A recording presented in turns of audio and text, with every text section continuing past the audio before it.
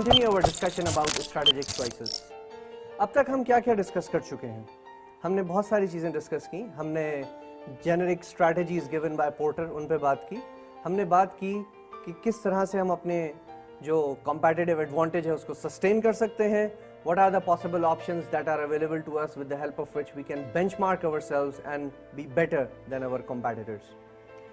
Now in this chapter, we'll continue our discussion about strategic choices, but now we will be focusing more on growth. What are the options that are available for us in order to expand our operations, and what are the possible actions that we need to take in the times to come. One of the basic tools that is available with us in order to do this is known as the Tau's matrix. It is something very similar to the SWOT analysis that you have studied earlier. जैसे आपने वहाँ पे strengths, weaknesses, opportunities और threats identify किए थे, वही input अब हम यहाँ पे use करेंगे. But now the objective is to find out what are the possible future courses of action. What are the things that we are going to do in the future with the help of the strengths and weaknesses and opportunities and threats that are available to us. इसको बनाने का तरीका बड़ा आसान है. मैं कोई मसाला चीवी का प्रोग्राम तो कर नहीं रहा जिसमें कोई रेसिपी बताऊंगा आपको, लेकिन इसका तरीका कुछ वैसा ही है. आपने स्ट्रेंथ्स और वीकनेसेस ऑलरेडी आइडेंटिफाई कर रखी हैं. उनको हम एक पैरेलल 2 कॉलम्स में उनको आइडेंटिफाई करेंगे और वर्टिकल साइड पे हम opportunities और threats identify कर देंगे. Once we have done that, we have to match. This is critical. We have to match the strengths of our organization with the available opportunities. For example, your organization may have financial strength. So आपने हो सकता है अपनी strength में लिखा हो the availability of financial resources. And opportunities में from the environment, you might have identified that there is a possibility of an acquisition of one of the competitor organization. Now, in the Tau's matrix, there are 4 additional boxes that you can see on your screen now, and इसके अंदर आप जो SO box है, इसमें आप matching करेंगे. कौन सी strength, कौन सी opportunities के साथ match कर सकती है. तो आप जो पहला जो आप SO लिखेंगे, SO1 कहलाएगा वो, that is strength and opportunity का combination, उसमें आप एक particular strength को use करके you will try and identify कि कौन सी opportunity आप avail कर सकते हैं. So you will end up having a small list of options that are available in which you will be using your strengths to avail opportunities. इसका जो 7 वाला column है, that is the WO column, जिसमें आप weaknesses को जो है वो match कर रहे होंगे with opportunities. My dear friends, हम यहाँ पे ये हरगिज नहीं लिखेंगे कि हम कौन सी opportunities को किसी weakness की वजह से avail नहीं कर सकते. समझिए, इस मैट्रिक्स को बनाने का मकसद ये है so that we are able to identify कि हमें आगे आने वाले टाइम में क्या क्या काम करने हैं. ये नहीं मेंशन करना कि क्या क्या काम हम नहीं कर सकते. So in the WO box, what you will do? You will identify those opportunities that you can avail if you improve a certain weakness. So the strategic action that you are referring is the improvement of a certain weakness. For example, in an organizational situation, आप कह सकते हैं कि हमारी weakness ये है कि हमारा IT infrastructure या हमारा website presence ज़्यादा अच्छा नहीं है या available नहीं है. Whereas there is an opportunity of selling our product online. So if now अब आप WO box में क्या लिखेंगे that if we are able to overcome this weakness of not having web presence on the net, तो हम क्या कर सकते हैं, हम इंटरनेट सेलिंग की या सेल्स या ई कॉमर्स की जो अपॉर्चुनिटीज हैं हम उनको अवेल करने की पोजीशन में आ जाएंगे. सो क्या होगा कि ये लाइन बेसिकली एक एक्शन को आइडेंटिफाई कर रही होगी जो कि एक पॉसिबल एक्शन है जो फ्यूचर में लिया जा सकता है. इसी तरह से आपको और भी ऐसी वीकनेसेस नजर आएंगी आपकी जो आपने आइडेंटिफाई की हैं जो आप अपॉर्चुनिटीज के साथ मैच करेंगे, and these are the possible courses of action. What is the idea? The idea is that we will end up having a list of opportunities that can be availed. We'll be through using our strengths, and we'll also have a list of opportunities that can be availed by overcoming some of our weaknesses. Then at a later stage, it will be the management decision, it will be a decision that will take later कि हमने इसमें से कौन से options को हमने opt करना है. ऑब्वियसली उसमें हमारे पास जो हमारे पास अवेलेबल रिसोर्सेज हैं उसी के हिसाब से आप चूज करते हैं. अब जरा इसके नीचे वाली रो में आइए. यहाँ पे आपके पास एक बॉक्स बनेगा जो बनेगा ST बॉक्स, यानी उसमें स्ट्रेंथ्स और जो थ्रेट्स हैं वो आपके कंपेयर हो रहे होंगे. यहाँ पे आप आइडेंटिफाई करेंगे कि कौन सी आपकी स्ट्रेंथ ऐसी है which will help you in overcoming और in avoiding a certain threat. For example, अगर आपके पास you have a strong brand, आपकी एक स्ट्रेंथ है that you have a very strong brand, people know that it is known across the market and it is respected across the market. Based on that, आपको एक अगर threat, अगर कोई नए एंट्रेंट का थ्रेट है तो आप उसको अपने ब्रांड की स्ट्रेंथ से ओवरकम कर सकते हैं. So in this particular, in the ST box आप आइडेंटिफाई करेंगे वो सारी स्ट्रेंथ्स जिनकी बेसिस पे आप सर्टेन थ्रेट्स को जो है वो आप ओवरकम कर रहे होंगे, मैचिंग कर रहे होंगे आप यहाँ पे. द लास्ट बॉक्स जो कि आपको कॉर्नर में दिख रहा है, इसमें हम WT बॉक्स कहलाता है ये, जिसके अंदर हम कहेंगे कि कौन कौन सी वीकनेसेस को ओवरकम करके हम किसी थ्रेट को अवॉइड कर सकते हैं या हम किसी थ्रेट से बच सकते हैं. And again the idea is to identify what are the possible courses of action. Now जब हम ये टाउज मैट्रिक्स बना लेते हैं तो इसका हमें एडवांटेज क्या होता है? You might have a list of 10 strengths and 7 weaknesses and 20 opportunities and maybe some 10-15 threats. But इसमें से काम किस पे करना है? इनमें से क्या क्या चीजें हैं जो आप एक्चुअली फिजिकली डिलीवर कर सकते हैं, उनकी लिस्ट आपके सामने आ जाएगी. And the management will be in a much better position to pick up कि इनमें से कौन से हमारे लिए ज्यादा बेहतर, ज्यादा सूटेबल और ज्यादा हमारे लिए जो है वो फीजिबल ऑप्शंस हैं. स्ट्रैटेजिक चॉइसेस में एक इंपॉर्टेंट एलिमेंट, एक इंपॉर्टेंट एरिया डिस्कस करते हैं जिसको हम कहते हैं what are the strategies for growth. याद रखिएगा, जब कभी ग्रोथ अपॉर्चुनिटीज की बात होगी, you will always come across a name, Ansoff. Ansoff identified a matrix जिसकी बेसिस पे उसने कहा कि अगर हम एज एन ऑर्गेनाइजेशन ग्रो करना चाहते हैं तो what are the possible options that are available to us. So in the ENSOF matrix of which is also known as the growth matrix, उसने y axis पे लिया है markets को और x axis पे ले रहा है वो products को. आइए इसकी details देखते हैं. So in the previous chapter we were talking about our competitive options, what are the possible strategies to compete. However, in this very chapter we will discuss what are the possible options that are available to us if we wish to grow. My dear friends, as an organization, we do not only wish to compete forever. We also want that with the passage of time, we must be growing as an organization. So let's take a look at what are the options that we have. इस चीज को identify करने में हमारे पास एक हमारे author हैं, उनका नाम है एनसॉफ. एनसॉफ ने हमें एक 2x2 का मैट्रिक्स बना के दिया और इसने कहा कि जनाब, as an organization, these are the 4 possible options that you have if you wish to grow. और इन चारों में से कोई सा भी कॉम्बिनेशन, यानी कोई एक या इनका कोई कॉम्बिनेशन आपकी ऑर्गेनाइजेशन अडॉप्ट कर सकती है. आइए देखिए एनसॉफ मैट्रिक्स है क्या. एनसॉफ मैट्रिक्स में on the vertical axis we have markets and on the horizontal axis we have products. Now products के साथ भी न्यू और एग्जिस्टिंग लिखा हुआ है और मार्केट के साथ भी न्यू और एग्जिस्टिंग लिखा हुआ है. So there is an option और उसके हिसाब से 2x2 का ये 4 ऑप्शंस हमारे पास बन रहे हैं. Now if we start with the top right corner, this actually shows existing market with existing products. और हम इस स्ट्रेटेजी को बेसिकली कहते हैं मार्केट पेनिट्रेशन. है क्या? Let's say there is a company which is operating in a certain market for some time period. You wish to grow, you want more customers, you want more revenues. क्या कर सकते हैं आप? एक basic option ये वाला है, यानी जिस मार्केट में आप ऑलरेडी मौजूद हैं, आप उसमें अपना मार्केट शेयर बढ़ाएं. पेनिट्रेट मोर, गेट मोर कस्टमर्स. ये वैसे ही है जैसे इस वक्त बहुत सारी सेल फोन कंपनीज भी इस स्ट्रेटेजी को फॉलो करने की कोशिश कर रही हैं. They are already there, they already have got some market share, and what they are doing is they are trying to grab more. कभी प्राइसिंग चेंज करती हैं अपनी, कभी मार्केटिंग ऑफर्स चेंज करती हैं, कभी पैकेजेस बदलती हैं, and so on so forth, and they are trying to get a bigger market share. This is called market penetration. इसमें आप क्या करते हैं कि जो एग्जिस्टिंग कस्टमर्स हैं उनको कंसोलिडेट करते हैं.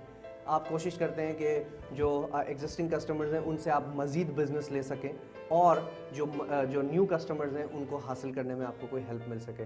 Again the idea is not to develop new products, not to go into new markets, but existing market में रहते हुए ज़्यादा से ज़्यादा बिजनेस कैसे लिया जा सकता है.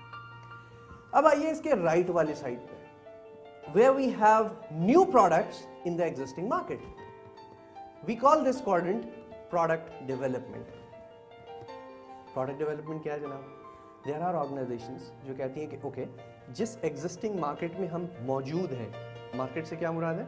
वो लोग जिन तक हमारी प्रोडक्ट पहुंच रही है, वो लोग जो हमारे एक्सेस में हैं, जो लोग ऑलरेडी हमारे कस्टमर्स हैं. Why not give them another set of product? Why not offer them a new service which is related, which is required by them, and get more business from them? How can we forget Mobilink was and is a cell phone service provider, but Infinity भी उन्हीं की product है ना. किसको दे रहे हो? Primary offer किसको जाती है? प्राइमरी ऑफर जाती है Mobilink के एग्जिस्टिंग कस्टमर्स को. So what they are doing is that they are trying to get the market of another product, और उसको लेके वो मार्केट में अपना शेयर बढ़ाने की कोशिश कर रहे हैं. So what other examples can you think of in terms of product development? If you think of Pepsi and Coke, they are selling this carbonated beverage for the last so many years, and now in the same market with the same distribution network, they have started offering juices and water. Coca-Cola offers Minute Maid and Kinley, whereas Pepsi is offering Aquafina and its Tropicana line of juices. Why are they doing that? They know that people are, अब यहाँ पे आप pastel में जो lifestyle वाला issue है उसको ज़रा नोट कीजिए. They know that people are moving away from carbonated beverages, and they know that people are looking for less calories in their food intake. This means that people will be now interested more in more healthy inputs, more healthy foods, जहाँ पे juices आते हैं और उसमें water का भी एक important role आ जाता है. अब हम चलते हैं, let's move on to the next quadrant, which is the lower left corner, जिसको हम कहते हैं market development. क्यों? Because now we are talking about entering into new markets with existing products. Examples सोचते हैं. पाकिस्तान में देखिए, there is a company called Telenor that is offering cell phone services here. Telenor is basically, it's based in Norway. It's basically a Scandinavian country where they are offering the same services. Now, Telenor ने जब decide किया कि okay, हम अपनी इस market में, जिस मुल्क में हम हैं, इसमें हम अपने उरूज पे पहुंच चुके हैं, इसका जो total market size है वो अब इससे ज़्यादा grow नहीं कर सकता. So they decided to expand and go into new markets, new geographic locations. और उन्होंने फिर कई मुल्कों में एंटर हुए वो, जिसमें पाकिस्तान शामिल है, बांग्लादेश शामिल है, and they have entered into India as well. अब बेसिकली क्या उन्होंने अपनी कोई प्रोडक्ट चेंज की है? जी नहीं. It's the same cell phone service that they are otherwise offering in other parts of the world, और वही प्रोडक्ट लेके वो पाकिस्तान में भी आ गए. तो जब पाकिस्तान आए तो उन्होंने क्या किया? बेसिकली उन्होंने एक नई मार्केट डेवलप की अपने लिए, and we call this market development. There can be a number of such examples other than Telenor as well. अब आते हैं हम अपने fourth quadrant की तरफ. Ansoff ने कहा that there is a possibility that you may develop new products and enter into new markets altogether. New products, new markets. And he called that diversification. फिर समझ लीजिए, diversification is a situation where you are entering into new markets with new products. अब इसकी examples देखते हैं. Examples से पहले हमें इसकी टाइप्स समझनी पड़ेंगी. There are two basic types of diversification. One is called related diversification, where you diversify into products that are somehow connected to your existing products. And there is something called unrelated diversification or conglomerate diversification, where you enter into new businesses or new markets which have got nothing to do with your existing businesses. पहले हम conglomerate को discuss कर लेते हैं, उसके बाद हम unrelated पे उसके बाद बात करते हैं. You must have heard of a name, Angro, in Pakistan. Angro started in this country with a urea, Angro urea. Urea से बढ़ते बढ़ते वो केमिकल्स में चले गए, केमिकल्स से निकले, उसके बाद वो पॉलीप्रोपिलीन में चले गए, पॉलीमर में, उसके आगे गए, उसके बाद पावर प्लांट लगा लिया उन्होंने 200 मेगावाट का. दे मूव्ड ऑन और उसके बाद उनका मिल्क प्लांट आ गया. Olpers is an Engro product. Then they move further और उसके बाद उन्होंने आइसक्रीम का भी एक प्लांट लगा लिया. We have heard that they are coming up with a very large rice manufacturing setup as well, rice cleaning, polishing. What is this?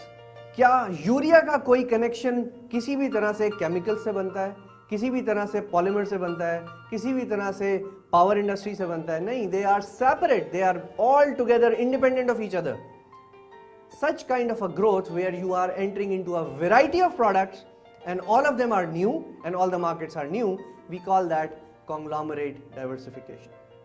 My dear friends, conglomerate diversification has its own advantages. Advantage क्या होगा इसका? आपका नई markets में आप चले जाते हैं, आपका रिस्क डाइवर्सिफाई हो जाता है. अगर किसी एक मार्केट में किसी वक्त डिप्रेशन आए, you are still surviving in the other one. किसी एक इंडस्ट्री में मसला है, you are still earning from somewhere else. But इसके साथ बड़ा प्रॉब्लम यह है कि एक आपको उतना मैनेजमेंट बैंडविड्थ होना चाहिए आपके पास. Your top management should be capable of handling such a large number of units and such diversified kind of projects. अगर आपके पास वो management bandwidth नहीं है, then you are definitely heading towards a problem. So diversification की और भी examples हैं दुनिया में. There are a number of companies जो इस तरह की diversification में गई हैं. Mitsubishi is an example, Hyundai is an example, Samsung is an example, and there are a number of Chinese companies जो इस तरह का अपना expansion जो है वो afford कर गई हैं और they are quite successful in doing that. However, अगर आप related पे रहें या related diversification की बात करें तो इसमें हम अपने existing products से मिलते जुलते products में diversify करेंगे. Related diversification में further दो types हो जाएंगी. One is called vertical diversification and the other one is called horizontal diversification. Vertical से क्या मुराद है? अब आप याद कीजिए, हम वैसे आगे तफसील से एक और जगह भी बात करेंगे. हमने बात की थी अपने सप्लाई चेन की when we were discussing the value chain analysis. Now let's say your company, assumingly your company makes automobiles, आप assemble करते हैं automobiles. आप डिसाइड करते हैं कि हमारे जो सप्लायर्स हैं, जो हमारे सप्लाई चेन में हमसे पीछे हैं और हमें सप्लाई करते हैं सामान, हमारे सप्लायर्स हैं, हम उनमें से कुछ को एक्वायर कर लेते हैं या हम वो काम शुरू कर देते हैं जो बेसिकली हमारे सप्लायर्स का है. What are you doing? You are vertically integrating yourself and you are doing backward integration. Backward means अपने सप्लाई चेन में आपके पीछे जो सप्लायर्स थे आप उस तरफ चले गए. बहुत सारी कंपनीज ऐसा कर रही हैं. क्यों? बिकॉज वो कुछ उनके लिए स्ट्रैटेजिक इंपॉर्टेंस वाले कुछ रॉ मटेरियल्स या कुछ सप्लाईज होती हैं जिसकी क्वालिटी उनके लिए बड़ी क्रूशियल होती है. So they want to control that. हम क्या सुना है हमने कि मैकडोनल्ड्स जो है वो अपने फ्रेंच फ्राइज के लिए आलू खुद उगाता है. They have their own forms. Why? Because they need a special size of potatoes. Because अगर आप कभी गौर करें, मैकडोनल्ड्स के जो फ्रेंच फ्राइज होते हैं उनका कुछ एक्स्ट्राऑर्डिनरी लंबा साइज होता है, तो वो दो फ्राइज बना के उसको एलवी से नहीं जोड़ते फॉर श्योर. उनके पोटैटोज का साइज थोड़ा बड़ा होता है and they grow that in such a manner that they are able to do that. So इसी तरह से अगर आप पाकिस्तान में देखें तो Indus Motors basically car assemblers हैं, but they own Balochistan Wheels. The same group owns Balochistan Wheels जो कार के रिम्स सप्लाई करता है. They own another company called Thal engineering जो कार के अंदर जो वायर हार्नेस होती है वो सप्लाई करती है. There is another company that they own which is called Ovitronics जो प्लास्टिक की जो गाड़ी के अंदर एक्सेसरीज, डैशबोर्ड वगैरह लगे होते हैं, ये वो कंपनी वो सप्लाई करती है. So what are they doing? They are actually making sure that a significant number of units that they are purchasing for the manufacturing of the car are coming from their own units.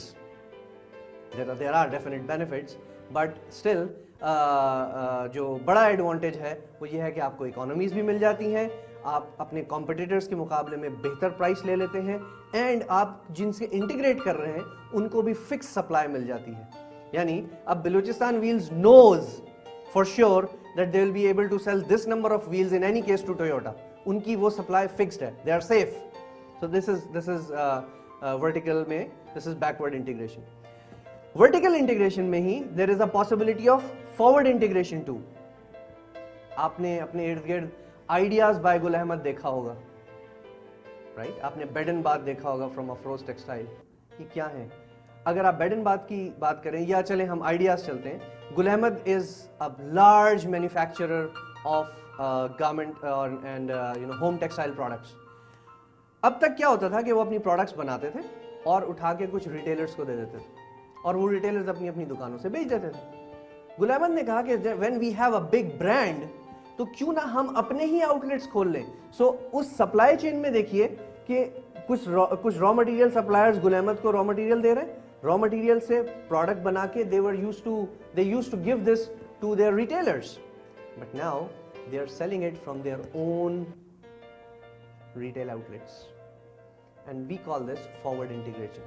There are numerous other examples of this kind. हमने कुछ अर्से पहले Chenab textile को देखा, उन्होंने चैनवन नाम का outlet खोल दिया। कैम्ब्रिज को देखा, उन्होंने सारे मुल्क में अपने आउटलेट्स खोलने शुरू कर दिए। They were otherwise garment manufacturers. So इस तरह की हमारे पास बहुत सारी ऐसी एग्जाम्पल्स हैं जहाँ पे कंपनीज ने अपने आउटलेट्स, ऑफिशियल आउटलेट्स खोल के और वहाँ से अपनी प्रोडक्ट डिस्ट्रीब्यूट करनी शुरू कर दी। ये तो हो गई जनाब वर्टिकल इंटीग्रेशन। प्लीज याद रखिएगा, हम बात कर रहे हैं डाइवर्सिफिकेशन की। डाइवर्सिफिकेशन में हमने दो टाइप्स डिस्कस की, रिलेटेड एंड अनरिलेटेड। अनरिलेटेड को हम कॉन्ग्लोमरेट भी कहते हैं, जिसमें हमने एंग्रो की एग्जांपल ली। रिलेटेड में हमने कहा there are further two types, vertical and horizontal. Vertical की जब हमने बात की तो इसमें भी दो टाइप्स हैं, backward and forward. You must be wondering how many types am I talking about, but this is how it is. जब आपने वर्टिकल हो गया, जिसमें हमने बैकवर्ड और फॉरवर्ड इंटीग्रेशन कर ली, तो अब हमारे पास एक आइटम रह गया इसमें, and that is horizontal integration.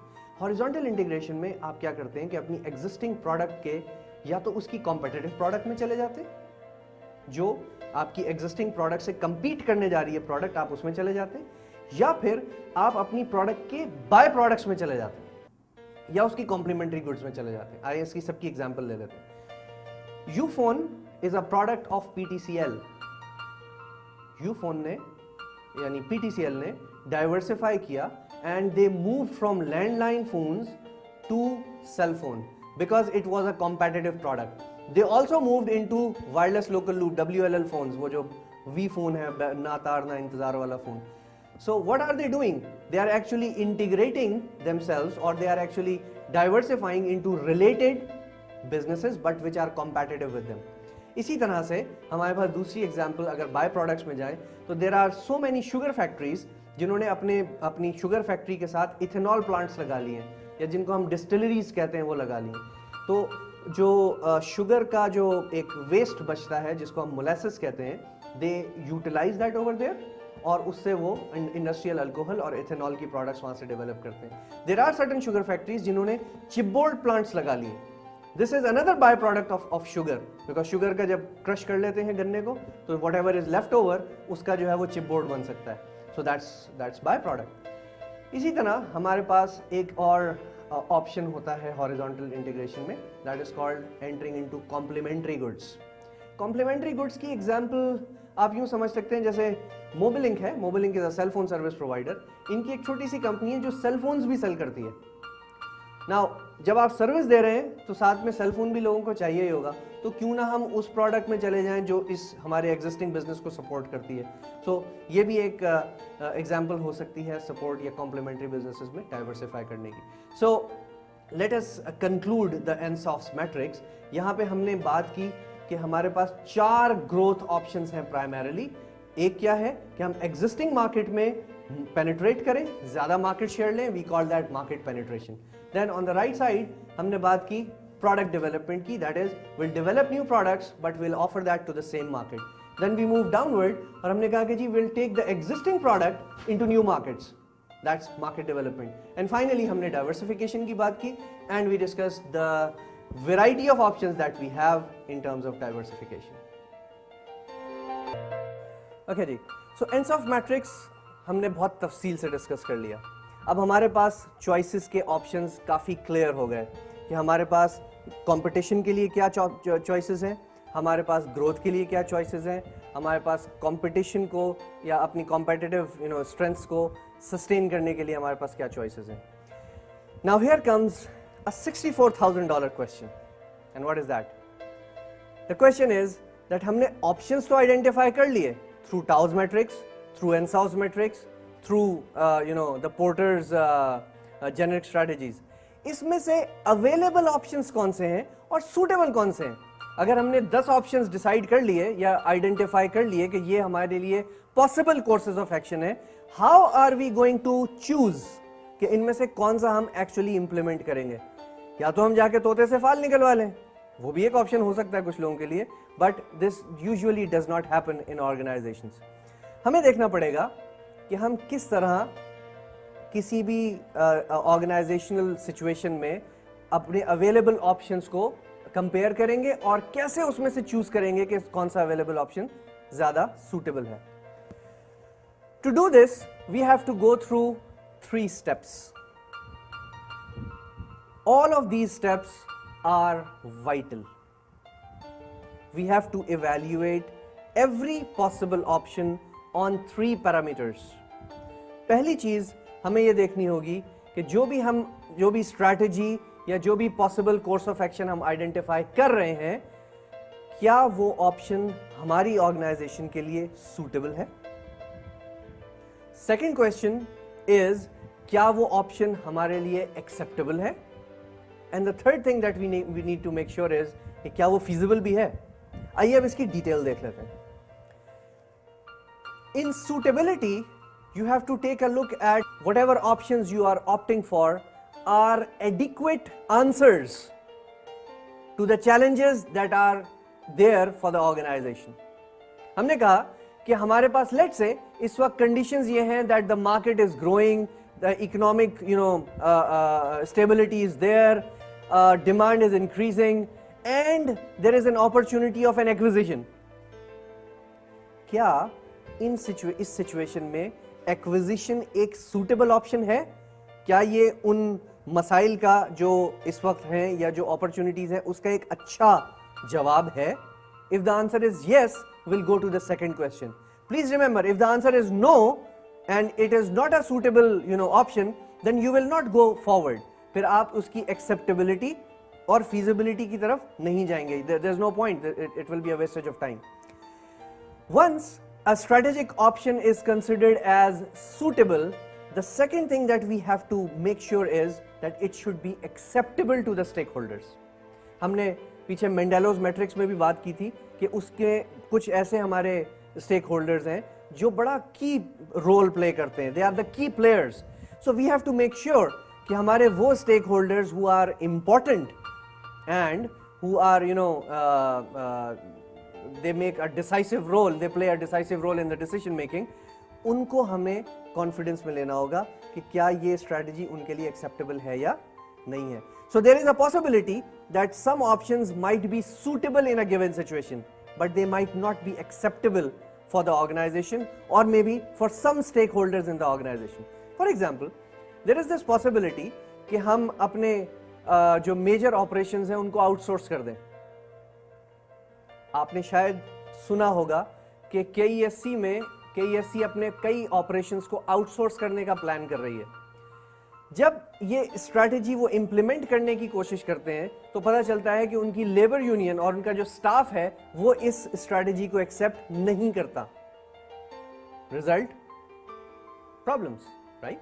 सो अगर इस प्रोसेस को पहले से इवैल्यूएट कर लिया जाए और ये देख लिया जाए कि जो स्ट्रैटेजी हम इम्प्लीमेंट करने जा रहे हैं वो अगर सूटेबल भी है तो साथ में उसका एक्सेप्टेबल होना भी जरूरी है to the major stakeholders in the organisation.